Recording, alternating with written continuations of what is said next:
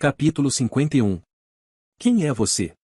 Liriel queria perguntar, mas estava presa em sua própria distorção de tempo, e sua voz também estava congelada.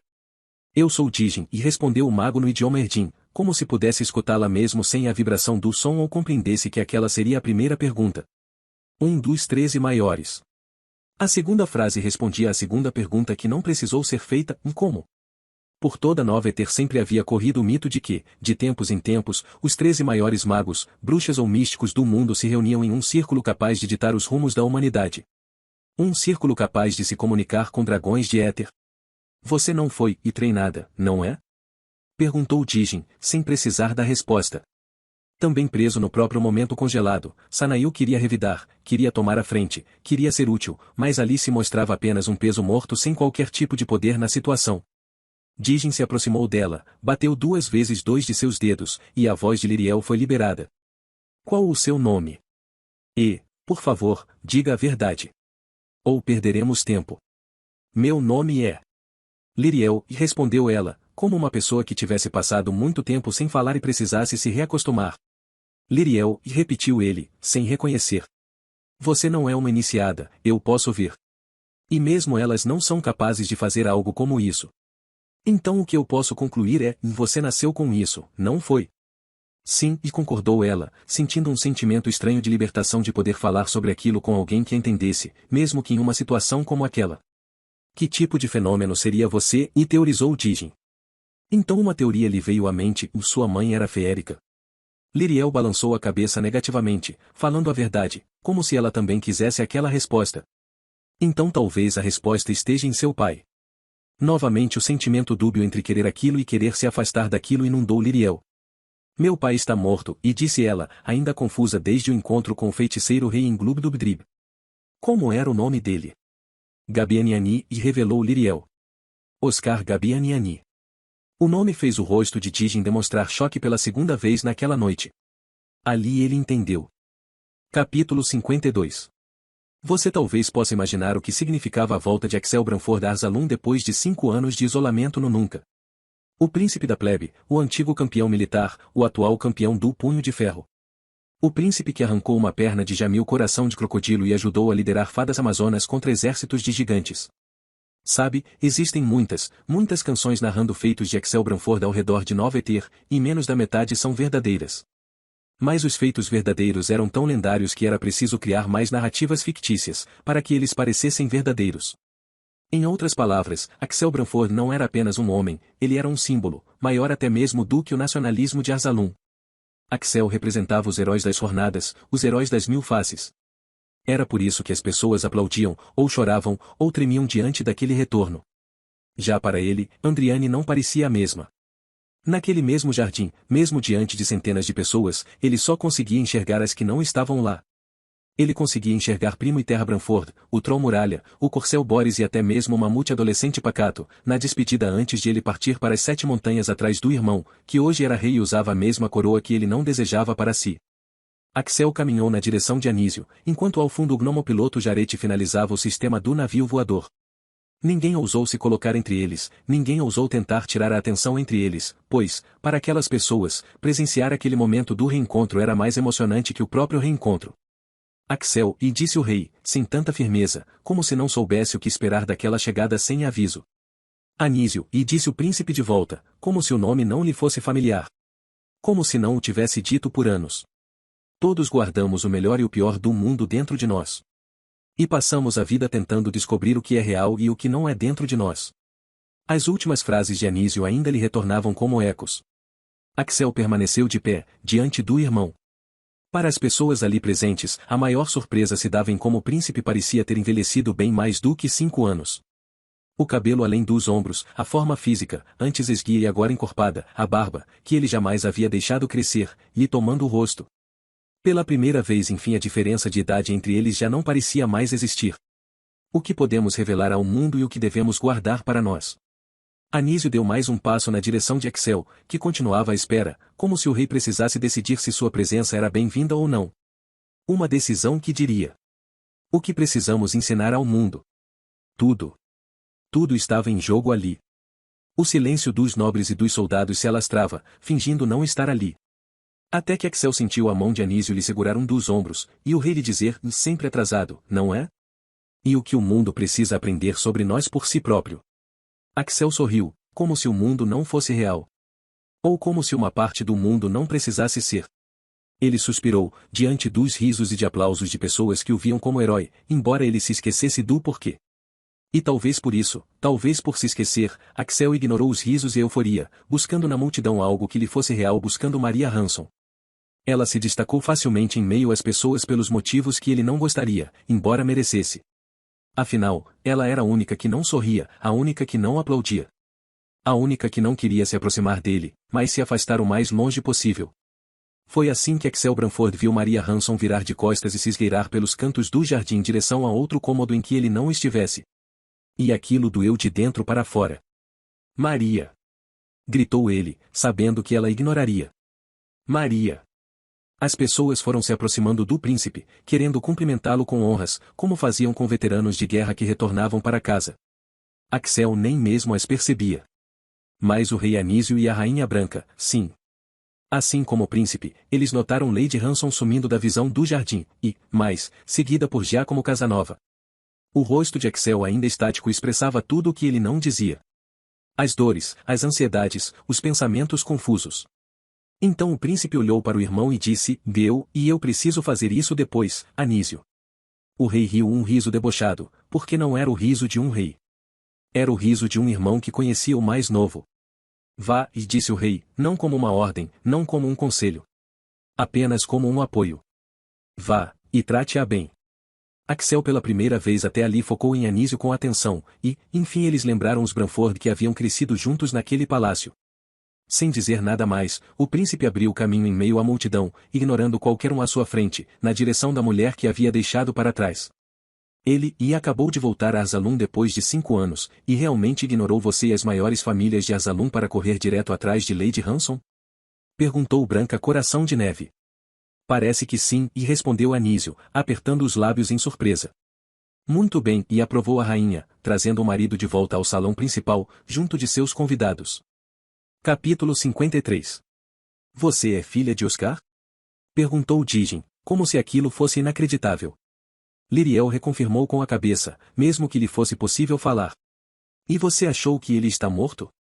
As batidas do coração de Liriel estavam tão fortes que seria possível uma pessoa ouvir de longe. Ele realmente não está? O detalhe deixou Digin satisfeito. Não, e definiu o mago. E, se você quiser, eu posso te mostrar onde ele está. Liriel perdeu o ar, e não foi a única pessoa. Ainda travado em suas ações, Sanail só tinha seus olhos para implorar a ela que não fizesse aquilo. É esse o seu desejo? Perguntou Digin. Os olhos de Sanail imploravam. Aquilo era loucura, insanidade, surrealismo. Mas fora exatamente ele que plantara a esperança dentro dela e que iria pagar o preço por isso. A razão de Liriel teria dito não, mas ela era uma ladra circense, uma mulher dos mares acostumada a arriscar a vida por recompensas, e aquela resposta traria todas as recompensas que ela sempre buscou em sua vida. Sim, e disse ela, definindo o momento. Sem esperar, Digin a pegou pela mão, estalou os dedos, e eles se fragmentaram no ar, deixando a velocidade do mundo de Sanail Galford voltar ao normal. Sozinho naquela torre de vento, ele saltou e agarrou no ar o que restou do papiro queimado, que voltou a flutuar no tempo dele. O mapa havia se tornado preto, e mesmo esse resto do documento rapidamente se desfarelou entre seus dedos, enquanto a ventania daquela construção levantava poeira, impregnando sua roupa. Sozinho naquela torre de vento, o Sinbad se ajoelhou e colocou as mãos no rosto em desespero, ao perceber que, em uma mesma noite, havia perdido 2 grandes tesouros de uma única vez. Capítulo 54. Maria Hanson subiu uma escadaria e adentrou um recinto, sem fazer ideia do que estava fazendo. Ela tremia, respirava afobada, parecia prestes a explodir. Quando se deu conta de onde estava, a respiração se tornou ainda mais intensa, e ela disse a si mesma, vocês só podem estar de brincadeira comigo. Ela havia entrado por instinto no mesmo salão. O mesmo salão onde Axel Branford um dia a levará em uma carruagem, após lhe dar um vestido amarelo-ouro e sapatos de cristal. O salão onde ele havia preparado uma orquestra, e dançado com ela sua última dança. A noite em que ele disse que a amava. A noite em que lhe contou que tinha uma noiva prometida e precisava dizer adeus. Maria, e disse a voz dele, entrando no recinto. Maria se virou em fúria, como se revê-lo fosse pior, mas então descobriu que a voz não era dele, era de Giacomo Casanova, e o fato de não ser ele a enfureceu mais. Não, não. Disse ela, gesticulando para que ele não se aproximasse. Eu estou cansada de vocês, de todos vocês. Maria, por favor. Me escute, e disse Casanova, se aproximando devagar. Eu estou aqui. Eu sempre estive, sempre vou estar. Eu pensei sobre o que você falou, e você tem razão. Eu não preciso de amantes, eu apenas preciso e você. Você é diferente, Maria. Você é a primeira que me faz pensar que posso ser feliz ao lado de uma única mulher.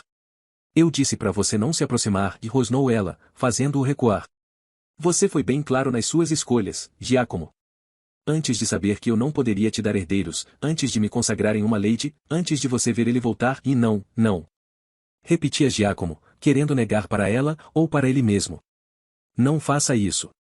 Por favor, não faça isso. Não me rejeite como ele fez com você.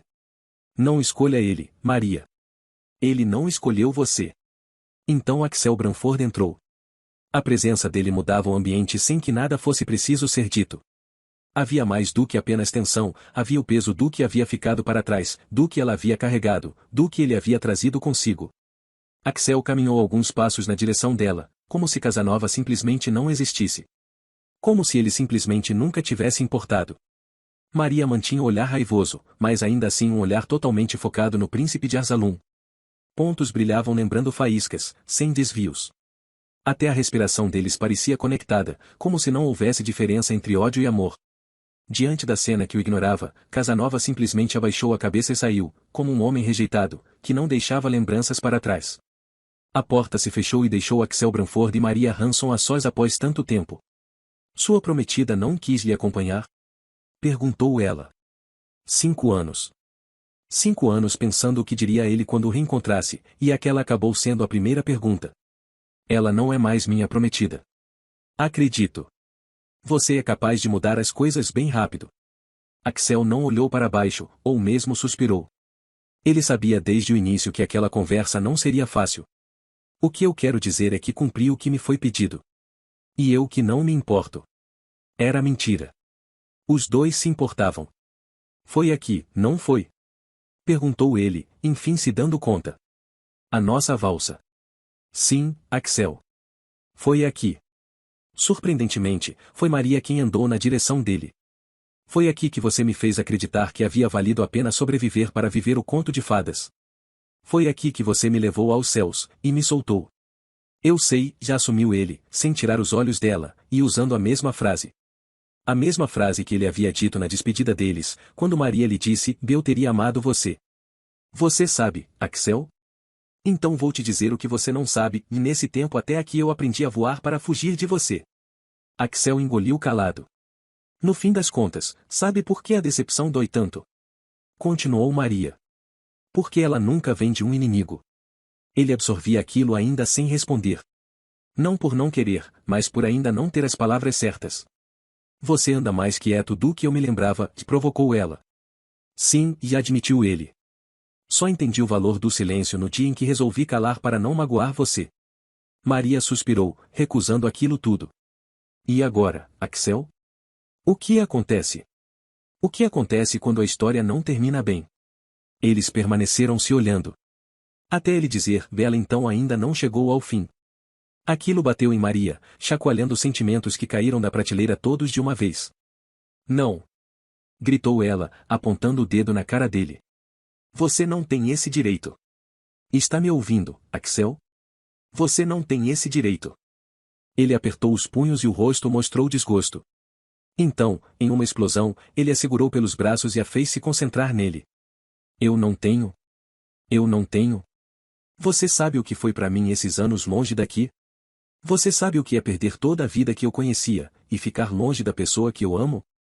Sim, eu sei, seu desgraçado. Ela se desvencilhou dele, como se o toque dele a queimasse. Você tem ideia do que você fez na minha vida? Perguntou ele. Essa pergunta podia ser minha. Você tem ideia de como você virou a minha vida de cabeça para baixo? Eu não acredito que estou ouvindo isso. Foi você que me tirou da vida que eu conhecia. Você e suas cartas de amor, suas estrelas românticas, suas promessas vazias. O que você queria? Que eu não te contasse. Que eu tivesse ido até o fim naquela noite, e então te contasse. Eu queria jamais ter vivido aquela noite, seu idiota. Eu queria jamais ter sido a sua segunda escolha. Você nunca foi a segunda escolha. Esse é meu grande problema. O problema de ter de me contar sobre sua prometida? Uma prometida que eu não escolhi. Você não entende? Depois que eu te conheci, eu fiz de tudo para mudar a promessa feita pelos meus pais. Foi por isso que eu não te contei antes. Maria socou o rosto dele em um ban. Axel olhou para ela, chocado, enquanto ela ainda lhe apontava o dedo no rosto. Não ouse colocar a culpa em mim. Isso nunca foi culpa minha, ouviu? Eu confiei em você. Eu arrisquei tudo por você. Axel tentava manter o controle, mas aquilo estava insuportável. Ele não sabia como contê-la, como fazê-la entender, como reagir. E eu arrisquei Arsalum por você. Maria travou, e então segurou o punho, que começou a doer. Do que raios você está falando? Por que você acha que eu fui até as 7 montanhas atrás de Anísio, Maria? Por que você acha que eu me despedi do meu pai nesse palácio pela última vez sem saber? Por que você tinha questões mal resolvidas com Anísio? Não. Você sabe que não. Eu te disse isso. Então, Maria, faça a pergunta. Faça a maldita pergunta que você deve estar querendo fazer há 5 anos. Ela não queria fazer aquela pergunta, mas queria. A pergunta que poderia mudar tudo o que ela se acostumou a sentir dele. Por quê, Axel? Explodiu o grito de dentro dela na cara dele. Por quê? Eu fui para as 7 montanhas por você. A frase ecoou por aquele salão, derrubando tudo o que não fosse físico. Se Anísio fosse rei e eu talvez não precisasse cumprir a promessa dos meus pais, concluiu a voz dele, abaixando o tom. Era a única forma, você entende? A única forma era eu continuar príncipe, jamais rei. E o que os bardos diriam se eles soubessem?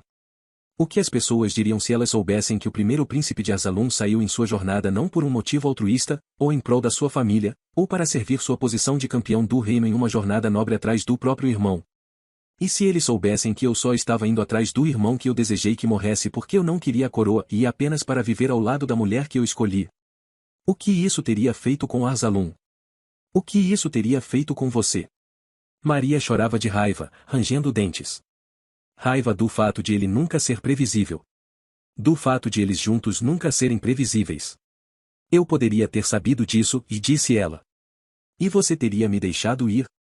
Se soubesse que era apenas por isso? Ela não respondeu. Porque não queria dizer que ele estava certo, mesmo sabendo que ali ele estava.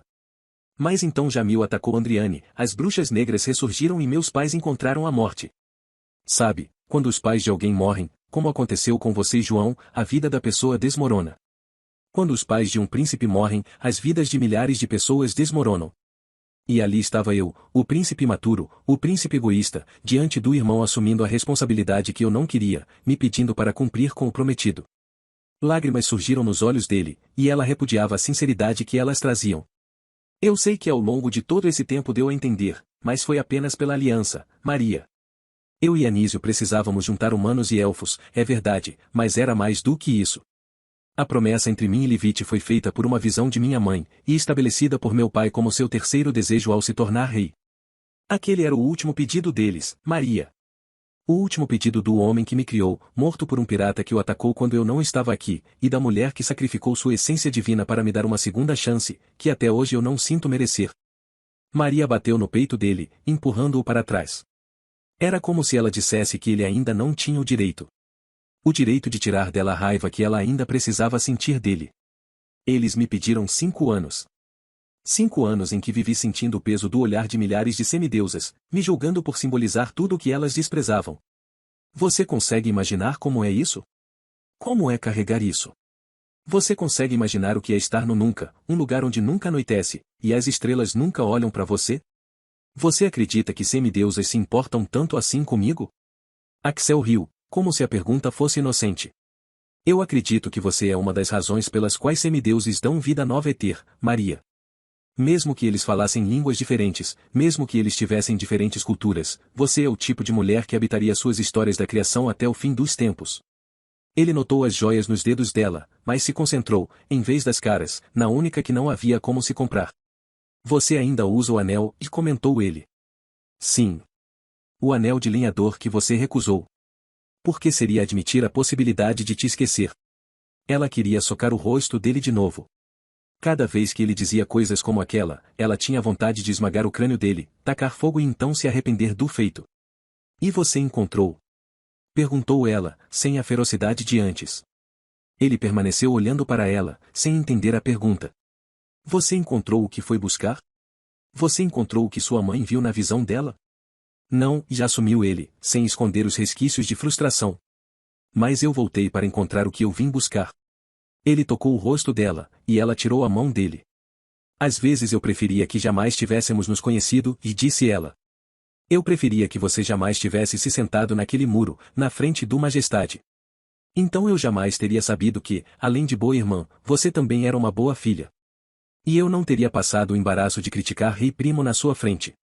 Exatamente o que me chamou a atenção em você. O fato de eu criticar a família real na sua frente? O fato de você me fazer entender o sentido de nobreza.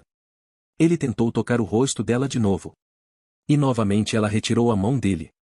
Mas não se afastou.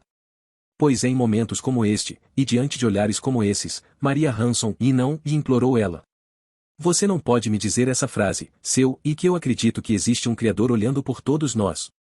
Seria tão mais fácil se, mesmo por debaixo da pele castigada e do visual mais maduro, ele não mantivesse os mesmos olhos, ou a mesma voz, ou o mesmo cheiro. E se ela não mantivesse dentro de si lembranças tão intensas, ao ponto de parecerem semidivinas? Não essa frase. Ele tocou o rosto dela pela terceira vez. E ela não retirou a mão dele, nem se sentiu fraca por isso. Você, e me surpreenderia? Ali estava ela. Maria Hanson. A Maria Hanson que ele amou um dia, e continuava a amar hoje. Mais sábia, mais madura, mais bonita. A mulher pela qual ele seria capaz de mover 7 montanhas se fosse preciso. Eu não quero estar preparada. A mulher que o deixava inseguro, sentindo-se indigno. A mulher que trazia sentido. Acho que nunca vou estar preparada. A mulher que o surpreendia. Por isso, eu quero que você me surpreenda. Axel Branford puxou Maria Hanson para junto de si e a beijou como antigamente, quando o mundo era deles. Quando ainda havia morte, e ódio, e conspirações ao redor, mas não entre eles. Jamais entre eles. Nada em meio a eles que não fosse amor. O amor excitante das narrativas, o amor impossível dos contos. A paixão juvenil que aquecia o coração até mesmo dos que observavam e se imaginavam em seus lugares. O grande motivo pelo qual os bardos afirmavam que semideuses mantinham Nova Eter viva. Ela o afastou de si, lhe estalou um tapa na face e então o puxou de volta. A pulseira de ágata viva de Axel pulsou em cor vermelha. Os corpos se agarraram e espremeram raiva e amor, esparramando pelo ambiente uma mistura de sentimentos que se fundia junto com eles. As roupas foram se perdendo pelo caminho na direção de um divã, enquanto as respirações ofegavam, e a mente esquecia tudo o que não fosse o agora. Tudo o que não fosse o toque, o gosto, o cheiro, o deslumbre e o som da voz do outro. Tudo o que não os impedisse de se perderem em tudo o que formava o outro. E naquele momento formava também a si. Porque a cada momento eles se tornavam um só. Quando os corpos se uniram, não havia mais diferença onde ele ou ela começavam. Porque ele era ela. Porque ela era ele. E eles eram Axel e Maria. No alto daquela noite, como há tempos não acontecia, a estrela romântica de Blake brilhou tão forte, mas tão mais forte, que foi como se todas as outras estrelas estivessem se curvando a uma cena de amor esperada por semideuses há tempos demais. Capítulo 55. O dia seguinte daquela noite ainda não parecia real para João Hanson. A elevação de seu sobrenome plebeu, o voto da Major Bradamante para substituí-la como campeão real, o desafio público partindo de um de seus melhores amigos de infância. De uma noite que deveria ter sido comum em sua responsabilidade como cavaleiro, João Hanson de repente se viu no meio de um furacão que trazia e levava com ele mais do que qualquer pessoa também arrastada poderia ver de dentro. Conversou com Ariane sobre tudo aquilo, e, para sua surpresa, acima da excitação por se tornar nobre, Ariane parecia mais preocupada se ele queria mesmo aquilo. Se ele queria a responsabilidade de ser o campeão de Arzalum. Se ele queria pagar o preço do desafio disso. A resposta não era algo simples, nem fácil. Mas se João queria ser sincero consigo próprio, se queria viver em paz como um homem capaz de se sobrepor aos próprios medos, a resposta mais direta era sim. Ele não imaginou que a chance viria tão cedo, mas, fosse o momento que fosse, ele havia se preparado. Ele havia se moldado, tanto quanto sido moldado pela vida. João não dormiu naquela noite, e nós podemos entendê-lo. A insônia o fez pegar seu cavalo logo pela manhã e seguir até a pessoa que mais poderia entendê-lo naquele momento, Valbarus Darin. Foi assim que seguiu para a casa de Farmer, esperando que o amigo tivesse palavras que ele precisasse ouvir. Contudo, ao chegar ao local, novamente sua atenção foi surpreendida por uma cena inesperada. A casa de Hector Farmer estava sendo reformada por um mutirão. Isso por si só já seria impressionante, mas havia mais. Porque aquele mutirão era formado por candidatos a escudeiros. Ei, João, já acenou Farmer na entrada, com um sorriso que ele não via há tempos. E nem mesmo imaginou que iria receber justamente daquela pessoa.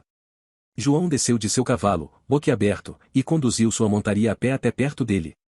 Os garotos não interromperam os afazeres mesmo ao perceber a presença do cavaleiro. O que seria isso? Perguntou João, ainda atordoado. Não olhe para mim, estou tão surpreso quanto você. Eles simplesmente apareceram aqui? A princípio, sim. Eles vieram hoje de manhã, trazendo material e equipamento, e pediram para ajudar nas reformas. Você vê algum problema? Eu posso, e se eu vejo algum problema? Meu arrependimento é que eu deveria ter tido essa ideia antes. Aliás, de quem foi essa ideia? Acho que você pode adivinhar, e disse a voz de Albarus, saindo de dentro da casa. Ele e João se cumprimentaram, e Hector os deixou a sós por um momento. Então, João notou ao fundo um de seus candidatos a escudeiro controlando a reforma. Emile? Quis confirmar. Quem mais? Disse Albarus. Parece que ela conversou com lenhadores da região, conseguiu umas doações de madeira e equipamentos emprestados, e convenceu alguns dos candidatos a vir ajudar. Ela fez mesmo isso? Sim, e confirmou Albarus. Essa garota é diferente. Ela é realmente, e concordou João. Ela é diferente em tudo.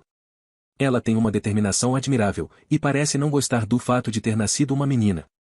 Ou talvez que a vejam com as mesmas limitações que costumam ver nas meninas, e acrescentou Albarus. Você acha que talvez seja apenas isso? Que ela se vista e haja como um garoto somente para tentar obter a mesma forma de tratamento? Não, e revelou Albarus. Eu acho que ela realmente se identifica com os meninos. O que isso quer dizer? Que ela sente atração por meninas.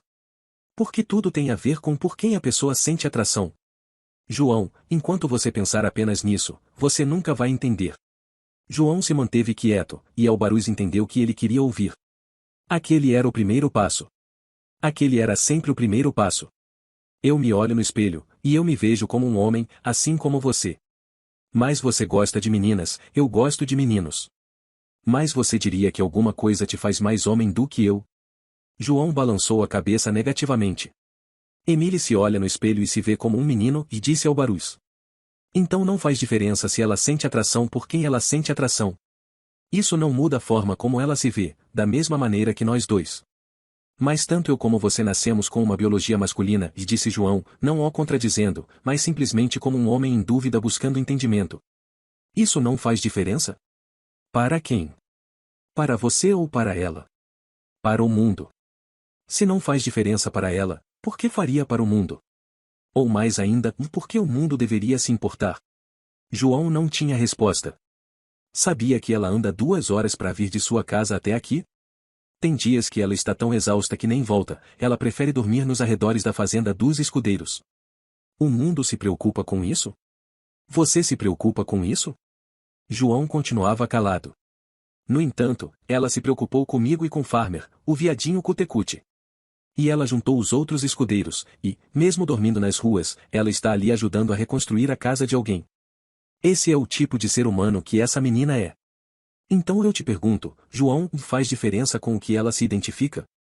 É isso o que define quem ela é ou como ela deveria se ver? Não, e disse João, mas para si mesmo. Não é, Albarus conhecia aquela expressão. A expressão do líder que seu amigo havia se tornado, o plebeu tornado lorde, mas ainda disposto a ouvir e aprender com os seus. E você? Perguntou Albarus, mudando o assunto. É verdade o que estão dizendo? Bradamante realmente te indicou como sucessor do posto? Eu ainda não acredito também. Você não precisa de falsa modéstia comigo. Quem seria melhor que você para isso? Andreus pediu o desafio. A expressão de Albaruz se fechou de imediato. Eu também soube disso. João, e eu me sinto mal. Você não deveria. Talvez não pela causa, mas sim pela consequência. João suspirou, entendendo o conflito dele. Sabe, eu não tenho vergonha de ser como sou, e disse Albaruz. Eu não sinto desonra no nome da minha família, até porque eu não acredito nem mesmo que as coisas estejam associadas. Se a minha família deveria sentir vergonha por alguma coisa, nesse caso, deveria ser pelas atitudes do Andreus. Eu não concordo, eu ainda não o perdoo, mas eu entendo de onde vem a raiva, sabe? Fez parte da nossa criação por parte de pai, do conceito dele sobre o significado de ser homem o suficiente para vestir uma armadura. Ainda assim, a irmandade deveria vir acima, certo? Eu sei disso, você sabe disso, e ele sabe também. Então eu sei que tudo isso dói nele. E sei que foi por isso que ele te desafiou. Ele não está interessado exatamente no título, ele está interessado em continuar parte e entende? Ele não quer vencer você, ele quer ter de volta o seu respeito, mesmo que seja à força. Você entende? Entendo. Mas sabe o que é mais irônico nessa situação, Albaruz? Se a escolha fosse minha, Andreus teria meu voto. E é por isso que eu me sinto mal, João. Pelo fato de ter provocado indiretamente esse conflito entre vocês. Por saber o que poderia ser, e o que está sendo. João permaneceu olhando para baixo, como se também lamentasse. Entretanto, sua conclusão foi: de nada poderia, existe apenas o que é e o que há. Andreus escolheu um caminho, que me fez escolher outro. E, uma vez que essas escolhas são feitas, não há como voltarmos atrás. Sim, e concordou Albaruz. Realmente não há. João continuou a observar seus candidatos a escudeiros. Mas ao menos essas escolhas nos fazem descobrir outras, que talvez jamais imaginássemos. João deixou Albaruz para trás por um momento e caminhou na direção de Emile. Capítulo 56. Sabino von Fígaro estava esquentando água para seu chá matinal quando bateram na sua porta 2 vezes. Ao abrir, ele se deparou com Maria Hanson. Professor, e eu, poderia conversar? A expressão dela era um tanto quanto misteriosa, mesmo para Sabino. Ela não parecia nem tímida, nem envergonhada, nem assustada, nem tensa, mas um misto de tudo isso em um sentimento que deveria ter seu próprio nome nos dicionários. Existe algo que eu possa, e tentou dizer Sabino. Eu dormi com Axel. Capítulo 57. Soube que você é responsável por essa bagunça, e disse João, se aproximando de Emile. Bem, a gente soube que não ia ter treinamento hoje, e, bem, a gente também soube do que aconteceu, e aqui. Não por um dos nossos, mas por rumores na região. João balançou a cabeça, incentivando-a a continuar. Era difícil controlar o falatório das pessoas. Eu já tinha conversado com algumas pessoas que se dispuseram a nos dar material. Do nosso grupo, eu convenci 10. O Fernando Costard, por exemplo, ficou no grupo contra. Ele acha que se não é nossa obrigação, ou se não nos foi dada uma ordem, a gente não tem que se meter. Ele deve ter ouvido sobre o motivo da briga, e acrescentou João. E deve pensar como Andreus. Bem, eu não ia dizer nada, mas, e sim. E o que você pensa? Emile travou, como se a pergunta fosse um teste. Eu penso que nada define um cavaleiro além do fato de ele ser um cavaleiro. E você nos ensinou desde o primeiro dia que não há como ser cavalaria sem ser família. Hector Farmer não é da cavalaria, e disse João, dessa vez como um teste. Mas o instrutor Albaruz, e concluiu Emile, sem pensar. A gente soube que ele estava ajudando depois dos dias de treinamento, e, se a gente quer honrar as horas que ele nos dedica, a gente deveria no mínimo dedicar algumas horas para ele. João permaneceu alguns segundos parado, analisando aquilo tudo. Era como, e sabe, era como se ele estivesse olhando ali para si próprio. Aquela frase, e ela trazia uma pureza e uma inocência, e ele teria dito naquela idade para alguém. Uma pureza e uma inocência que ele esperava não perder na sua jornada. Você sabe o que eu vou fazer amanhã, não sabe? Sim, Lorde. As pessoas em Andriane só falam disso. João notou o tom de orgulho no termo, ao qual ainda precisava se acostumar recentemente. A notícia já se espalhou nessa manhã? Estranhou João. A notícia já se espalhou ontem à noite, e confirmou Emile, achando graça. Já iniciaram até as apostas. Emile mudou a expressão, dando-se conta de que talvez estivesse falando demais. É mesmo? Foi a reação dele. E quem é o favorito? O senhor lidera com larga vantagem. João suspirou, Como se aquilo não fosse motivo de orgulho. Você também me considera o favorito? Se o senhor souber separar as coisas na arena. João voltou sua atenção novamente para Emily, curioso com a ousadia da resposta. Quero dizer, não que o senhor, e gaguejou Emily. Me diga o que você acha, e ordenou João. Com sinceridade. Emily suspirou, sem saber aonde aquilo poderia levá-la. Bem, o Lorde e o instrutor Andreus têm estilos diferentes, mas muito fortes, de combate individual de espadas. Só que o senhor tem mais experiência, embora seja, sabe, tão jovem. Mas se o senhor foi capaz de entrar em um tribunal de Arthur e sobreviver, o senhor é capaz de entrar na arena de vidro e vencer. Só que, e todo mundo sabe que vocês eram amigos próximos, e não deve ser fácil. Então pode ser que, não sei, você perca o foco em algum momento não por uma falha, mas, e por enxergar do outro lado o seu melhor amigo, em vez do seu adversário. Esse é o único cenário em que eu vejo o senhor perdendo. Mas, e quem sou eu para dizer alguma coisa para alguém como o senhor? João passou a mão em afago na cabeça dela, aprovando a sinceridade da resposta. O que você pretende fazer amanhã? Ir cedo para a arena de vidro, garantir um local para assistir à ascensão do novo campeão de Arzalum. Você irá à arena de vidro, mas terá de se preparar mais cedo do que pretendia. Ao raiar do sol, eu quero que você esteja em frente à minha casa em lenho. Emily sentiu o coração acelerar, e o ar ficar rarefeito. Para quê, Lorde? Preciso que meu cavalo esteja preparado, e a lâmina de minha espada esteja afiada. Porque amanhã você vai entrar na arena de vidro comigo. O coração de Emily parou por um momento. E como minha escudeira. Capítulo 58. Ruggiero entrou em um aposento em que Axel Branford o aguardava. Alteza, e é curioso te ver me tratando ainda com esse respeito, e disse Axel. Ainda mais quando me lembro de nosso encontro no Punho de Ferro, e quando Sua Alteza Real me venceu no torneio, e quando você me permitiu que te vencesse no torneio. Ruggiero se calou. Era o melhor a se fazer naqueles momentos. Seu altivo melhorou, não é? Você está praticamente dominando o idioma. 5 anos fazem diferença. É por isso que lhe chamei aqui. Ruggiero franziu as sobrancelhas. Para falar da melhora do meu altivo? Para dar sequência ao que iniciei nesses 5 anos. Axel se aproximou dele, deixando claro que falava sério. Eu entendi, Ruggiero. Tudo o que você me ensinou. Aceitar o Dharma, viver o Karma, ver a luta não como guerra, mas como arte de guerra. Eu absorvi a teoria e vivi a prática.